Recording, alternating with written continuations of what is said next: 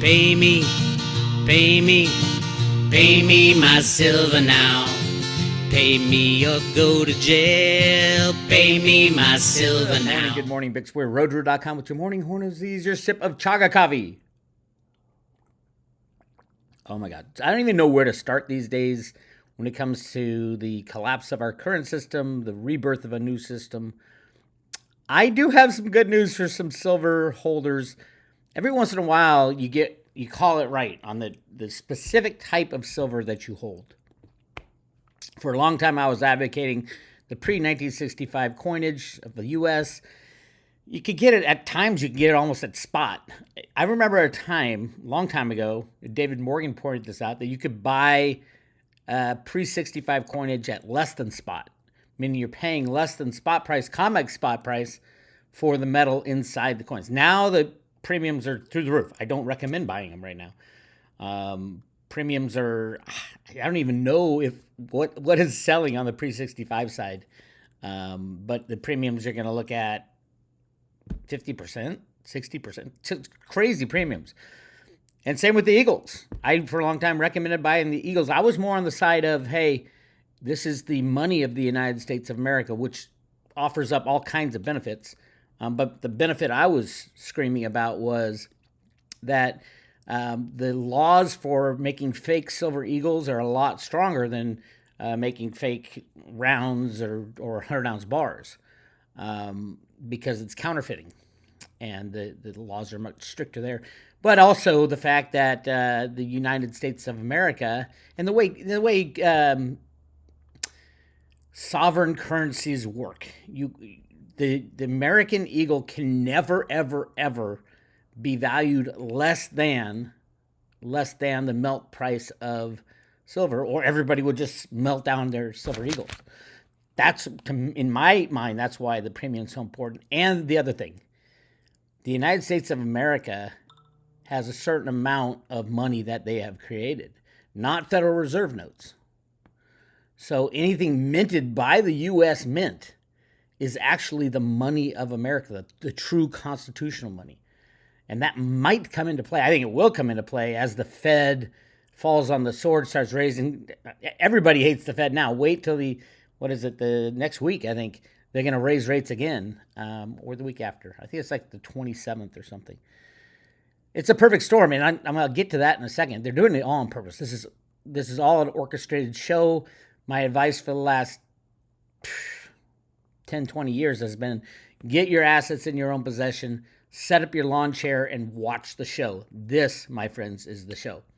But back to the silver. So recently, I've been buying the cheapest sovereign coins I could get. Hardly any premium. Andy Scheckman at Miles Franklin had a whole bunch of them.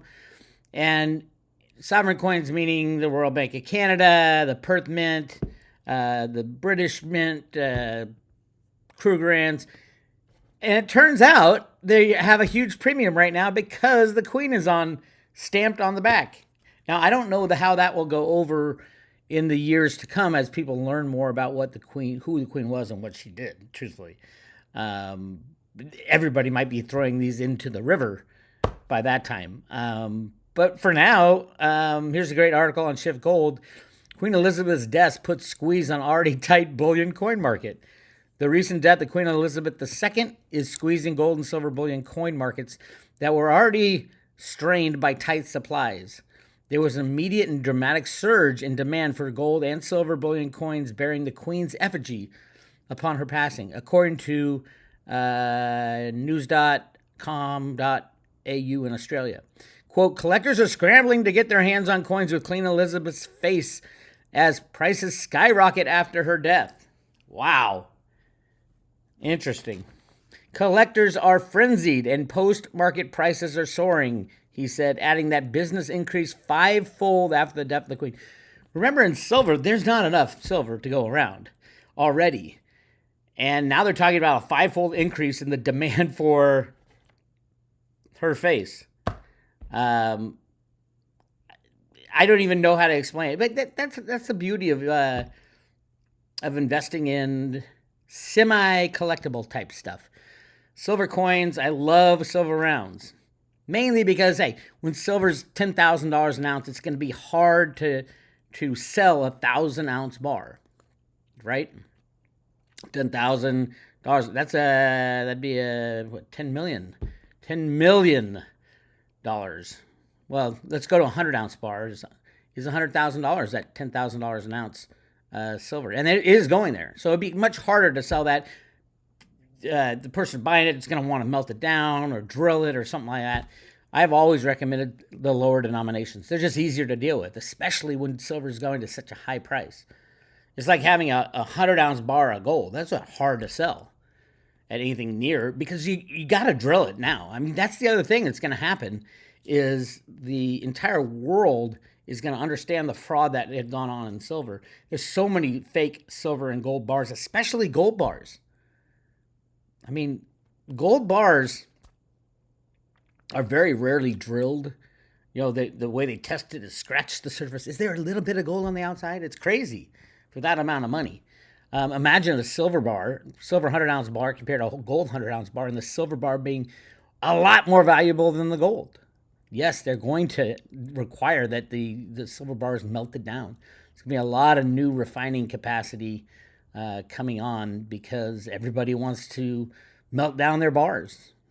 And I've talked about this for a very long time, which will give the 1-ounce coinage, especially the national coinage with the Queen's face or a dollar denomination on it or something like that, the premiums are going to go through the roof compared to the 100-ounce, in my opinion.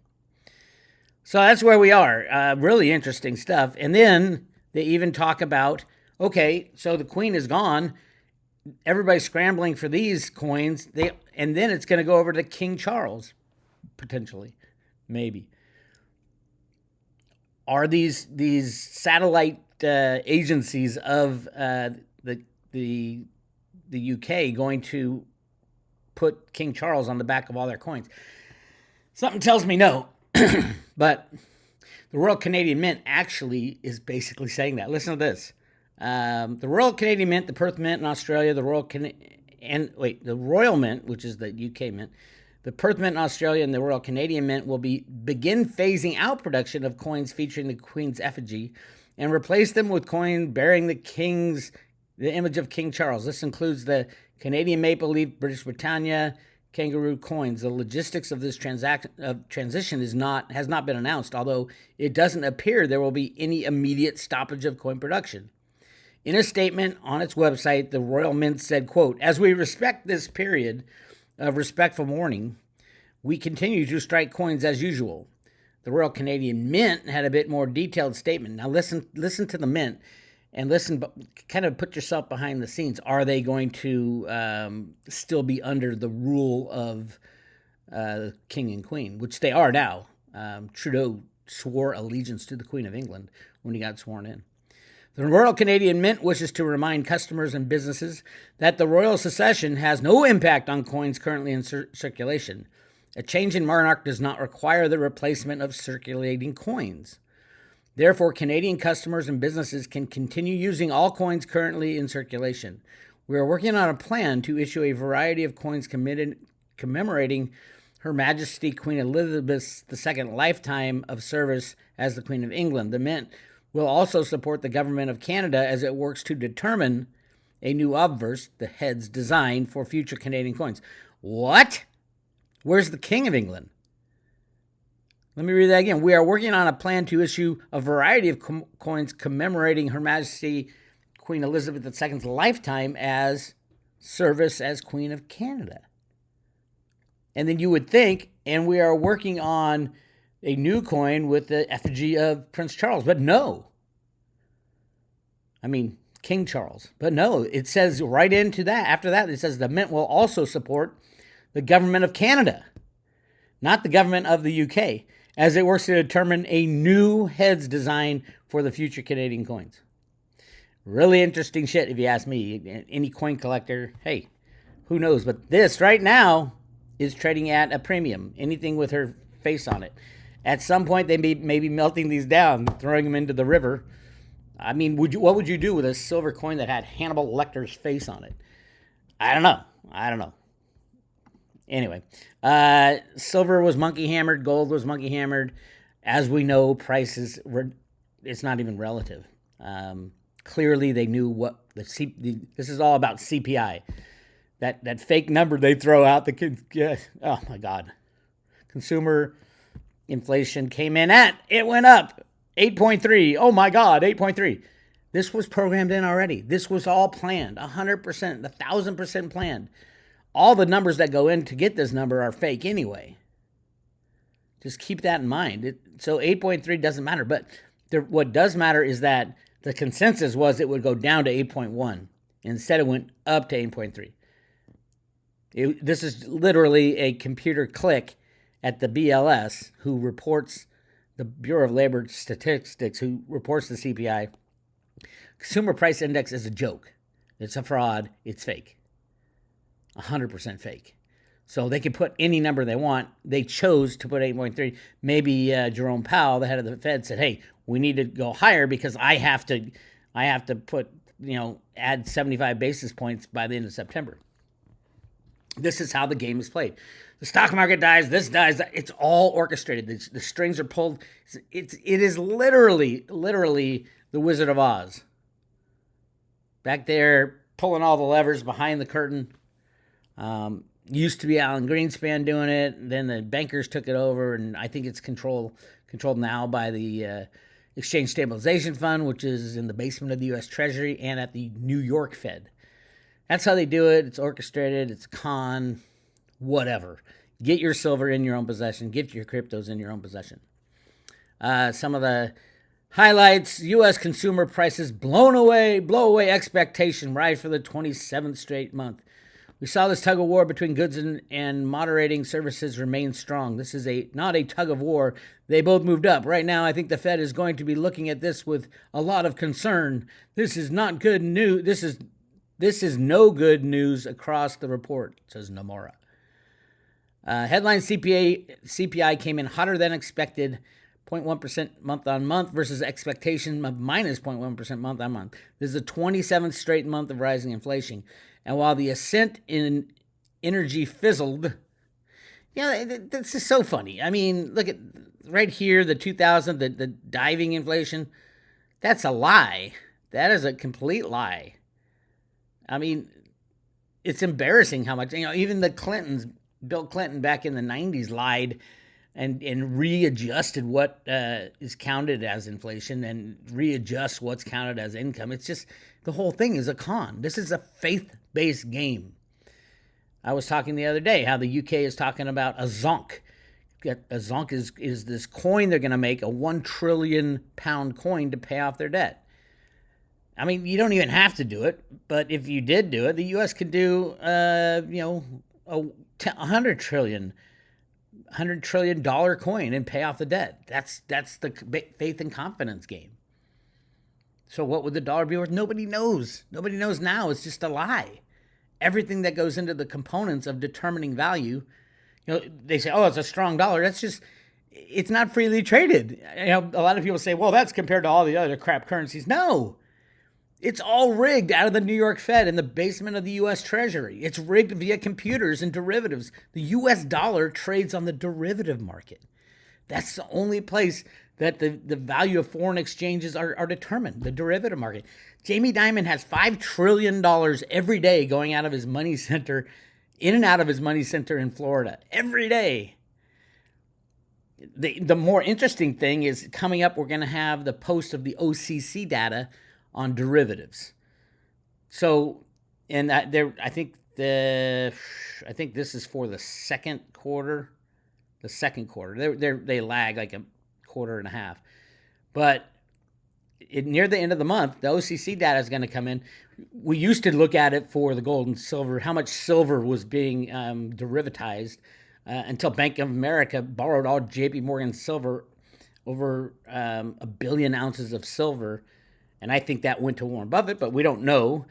But the OCC hid the data in the last report because they brought gold back over to the silver and just lumped it all in. That's why you see this chart with the yellow bars and all of a sudden this spike. So we can't determine much from that anymore. Congratulations, OCC. The number 2 guy is the JP Morgan guy in there. And that's what was done. We got to deal with the shit they give us. But it was seen in the first quarter that J.P. Morgan increased their derivative book by $10 trillion with a T. $10 trillion. I think it's the largest increase ever. And then we have the second quarter. Is it going to increase to 20 trillion? Does it even matter anymore? What if it was 20 quadrillion or 20 Google or 20 anything? Does it even matter anymore? This is the weapon of mass financial destruction that Buffett has talked about. I don't even know how long, 20 years. The weapon of mass financial destruction is the derivative issue. And that's being ripped apart right now as we speak. Here's what's going on. Now, we are going to see massive inflation because of supply disruptions. There's a railroad strike that might happen in the U.S., but also this. Typhoon barrels down towards Asia's largest container port. This could destroy the largest container port in the world. Goods strewn all over. At the minimum, it's going to shut everything down. Asia's largest container shipping port is in the crosshairs of another menacing typhoon, with the risk of a direct hit by midweek that could disrupt supply chains. The U.S. Joint Typhoon Warning Center forecasts Typhoon Mufaya will hit Shanghai and nearby Ningbo ports in China's east coast late Wednesday into Thursday. Currently, Mufaya is located east of Taiwan and is headed northwest with maximum wind gusts of 115 miles an hour. There's a risk that the typhoon could disrupt containerized shipping into the U.S. Obviously, that's going to be an issue. And then there's this. Nationwide rail strike looms as the White House seeks to avert supply chain chaos. So 100,000 rail workers might go on strike, which means what do they ship? Corn, wheat, soybeans, soy cake, lumber, mixed load fruit, corn syrup, grain, liquid. What about coal? Absolutely. That's the only way coal gets shipped is by rail. And how many power plants? There's a hell of a lot of power plants running off coal in the United States of America. It's like I said, this is a play. This is orchestrated. The only thing you can do, get your assets in your own possession, set up your lawn chair and watch the show. This is part of the show. Oh, by the way, the typhoon stuff, yes, of course, we have the power to steer the typhoons and hurricanes. We've had that power for over 50 years. Just in case anybody didn't know. I hate to get a little conspiratorial on you, but just do a little research. Artificial weather control has been on the table for over 100 years. We learned how to do it over 100 years ago. Do a little research. Like, oh my God, these gigantic facilities, like the HARP facility and the mobile HARP facility. There's all kinds of ways to steer the shit from satellites now. So yes, this is 100%. It could be controlled. They could put it out to sea, or they can put it right on the port. They're deciding to put it right on the port. I'm really surprised that there hasn't been a hurricane yet in the United States. So keep an eye on that for sometime in September. A hurricane to hit land, and it's been there. Everybody was expecting a big hurricane season, and nothing has happened yet. We'll see, because they can fire one up anytime they want. All right. Article on Zero Hedge. We talked about the $1.5 trillion in energy derivatives that was needed just to cover margin with all the energy fluctuations. And now with the gold and silver fluctuations, the copper to the tin, the lead, the high volatility destroys people in the derivative market because they're all leveraged. They don't just put one derivative on and say, okay, it's hedged. No, they'll put tens of thousands of derivatives on and then make tens of thousands of dollars, and then all of a sudden some strange thing happens and boom, everybody gets wiped out.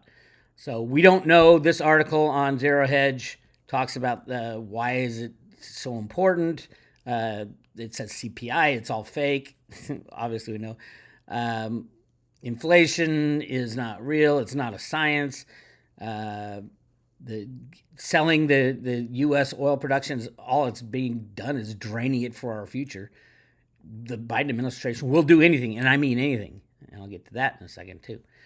Anyway, at the end of this, They say, so are those around reported requests of 1.5 trillion to cover margin calls in the derivative market in Europe being asked to stump up for energy firms so far?